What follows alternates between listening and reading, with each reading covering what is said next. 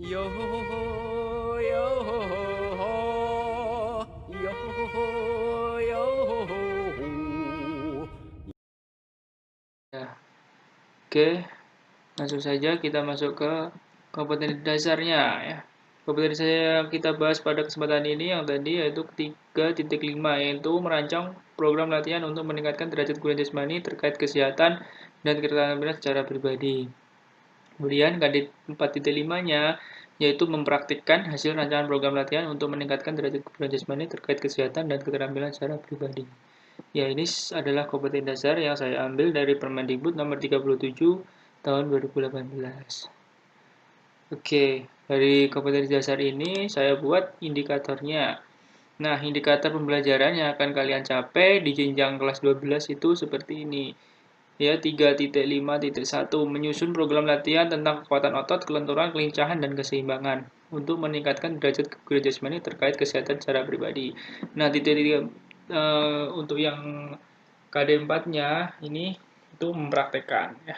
Jadi kalian dituntut untuk menyusun sebuah program latihan ya, komponen kekuatan otot, kelenturan, kelincahan, dan keseimbangan. Kemudian kalian praktikkan ini di tuntutannya ini. Nah, gimana caranya ya? Kalian udah tahu ya, dulu waktu kelas 10 dan kelas 11 kalian udah mempelajari komponen kebugaran jasmani ya, secara garis besar seperti ini ya.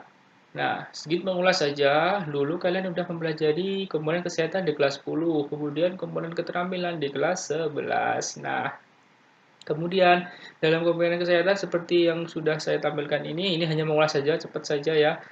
Secara detailnya udah kalian dulu pelajari di kelas 10 dan ini di kelas 11. Ataupun nanti kalian juga bisa lihat di video saya sebelumnya juga ada pembahasannya ya, pada materi kelas 10 dan juga 11. Nah, secara garis besar saja, kebugaran jasmani itu ada dua komponen secara garis besar, ada kesehatan dan keterampilan. Nah, di dalam kesehatan ini dibagi lagi menjadi 4 ini, ada daya tahan aerobik, komposisi tubuh, kelenturan, dan kekuatan. Nah, di dalam keterampilan juga ada kecepatan, kelincahan, dan lain ini seperti yang tertampil ini. Nah, pada kesempatan ini kalian harus bisa membuat sebuah program latihan. Nanti program latihannya seperti apa? Nanti akan saya tayangkan videonya di akhir ya. Seperti apa cara melakukan program latihannya. Nah, ini kita belajar cara menyusunnya dulu ya. Program latihan ini nanti kita buat dengan sirkuit training. Nah, ya, sebenarnya ini bisa kalian pilih sesuai dengan keinginan kalian. Kalian mau membuat program latihan fokus ke apa. Tapi pada kesempatan ini kita bahas yang ini. Nah, kekuatan, kelenturan, kelincahan, dan keseimbangan. Jadi program latihannya fokusnya ke 4 ini, 1, 2, 3, 4. Nah, kekuatan otot dan kelenturan masuk ke kesehatan ini ya, kekuatan dan kelenturan. Kemudian yang kelincahan dan keseimbangan masuk yang keterampilan. Nah, yang saya harapkan dalam menyusun program latihan, kalian keterampilan dan kesehatan semuanya melengkapi. Jadi nanti dengan dengan sirkuit training nanti kalian akan mencapainya. Oke, lanjut. Nah, sebelum kita masuk ke program latihan, apa itu sirkuit training ya, apa itu sirkuit training, apa itu program latihan, sebelumnya kita mengenal dulu istilah dalam program latihan ya. Yang pertama ada namanya latihan. Nah, namanya latihan. Jadi kalian akan berlatih ya, berolahraga ibaratnya kata lainnya. Nah, takaran latihan untuk olahraga kesehatan seperti program latihan untuk menurunkan ya, maaf ini menurunkan berat badan antara 23 sampai 30 menit dalam training zone. Apa itu training zone ya? Udah saya jelaskan di waktu pembelajaran kelas 10 ya. Di sana ada apa itu training zone, apa itu denyut nadi normal, denyut nadi maksimal, seperti itu. Nanti bisa dicek juga, udah ada videonya. Bisa cek di link deskripsi juga ada, saya cantumkan nanti. Kemudian untuk lamanya latihan intinya ada ketentuannya lamanya 20 sampai 30 menit ya. Itu lamanya standar. Sebenarnya bisa lebih cepat lagi jika intensitas latihannya nanti lama ya, seperti itu. Nah, maksud dari ini adalah maksudnya bahwa latihan-latihan itu tidak efisien atau kurang memuaskan hasilnya jika takaran latihan di atas tidak terpenuhi. Nah, takaran latihan untuk meningkatkan kebugaran dan menurunkan berat badan dapat dilakukan, nah ini tadi 20 sampai bahkan ada yang 60 menit ya. Tergantung nanti juga beban latihan kalian seperti itu. Yang penting itu masuk ke training zone yang paling penting, bukan hanya waktunya saja, tapi harus sesuai dengan training zone yang sudah kalian tetapkan ataupun udah ada ketetapannya sendiri. Baru latihan itu akan berguna bagi tubuh kalian seperti itu. Kemudian yang kedua ada yang namanya frekuensi latihan. Nah, frekuensi latihan itu adalah dalam melakukan latihan sebaiknya frekuensi latihan dilakukan paling sedikit 3 kali seminggu, baik untuk olahraga kesehatan maupun untuk olahraga prestasi. Nah, yang dimaksud dengan frekuensi itu pengulangan ya, ibaratnya pengulangan. Nah, pengertian singkatnya seperti itu. Jadi berapa kali kalian mau latihan? Misalnya dalam sebulan, berapa? Paling mudah dalam seminggu, misalnya 3 kali, berarti dalam sebulan kali 4 berarti 12 kali seperti itu. Jadi harus kalian membuat sebuah frekuensi latihan dulu, mau berapa kali? Ya, minimal itu 3 kali kalau ingin meningkatkan kebugaran kalian. Nah, kemudian ada lamanya latihan ini tadi. Nah, seperti itu. Kemudian ada yang namanya repetisi. Nah, repetisi adalah jumlah ulangan yang dilakukan untuk tiap butir latihan. Pengulangan di sini adalah pengulangan gerakan yang sama yang diulang-ulang. Nah, ada istilah repetisi, pengertiannya seperti ini ya. Contohnya, langsung saja ke contohnya ya. Misalnya kalian angkat beban ataupun push up ya. Push up sebanyak 12 kali repetisi. Artinya apa? Berarti kalian melakukan push up sebanyak 12 pengulangan sebanyak 12 ya. 1 2 3 4 sampai 12 seperti itu.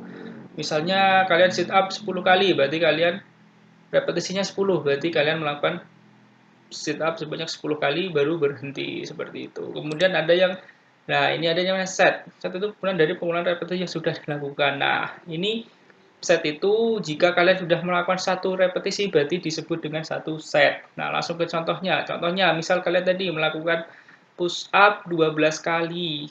Kalian sudah melakukan berarti itu dianggap satu set sit up 12 repetisi seperti itu ya. Misalnya kalian mau 3 set repetisi, 3 set push up misalnya. Berarti kalian harus melakukan misalnya repetisinya 12 berarti 12 kali 3 seperti itu ya. Untuk set dan repetisi udah paham ya. Tuh.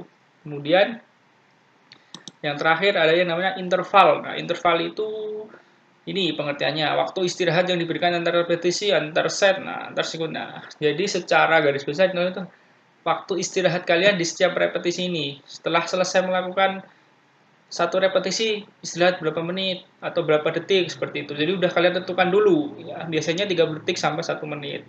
Kemudian lakukan lagi, istirahat lagi, lakukan lagi, istirahat lagi, lakukan lagi, istirahat lagi seperti itu. Atau kalian istirahatnya di setiap set ini. Jadi repetisi diselesaikan lagi seperti itu ya misalnya. Kemudian di setiap setiap mau ganti ke latihan yang lain istirahat seperti itu. Jadi ada intervalnya. Nah, ini istilah-istilah dalam program latihan. Nanti kalian harus paham dengan ini karena nanti saat kalian membuat sebuah program latihan, ada latihannya, berarti kalian harus tahu repetisinya, setnya, itu intervalnya berapa, frekuensi latihan seperti itu. Langsung saja kita masuk ke program latihan yang disebut dengan circuit training ya. Apa sih circuit training itu? Ya, circuit training adalah suatu sistem latihan yang dapat memperbaiki secara serempak kebugaran seluruh dari tubuh. Ya, jadi secara serempak kebugaran akan diperbaiki. Karena apa? Karena tadi ya, dengan sirkuit training kalian akan melatih yang namanya komponen kesehatan dan komponen keterampilan tadi ya. Jadi kalian nanti milih yang kesehatan berapa ya, misalnya ada 2, ada kekuatan dan ada kelentukan. Kemudian yang keterampilan kalian pilih yang kecepatan dan keseimbangan seperti itu. Jadi fokusnya ke situ dulu. Nah, sekarang kita buat sirkuit training. Nah, poinnya dalam sirkuit training itu ada sebuah pos. Nah, setiap pos itu terdiri dari latihan tadi. Ya, oke. Tuh, nah untuk gambarnya seperti ini. Ya. Nanti akan saya praktekkan ya.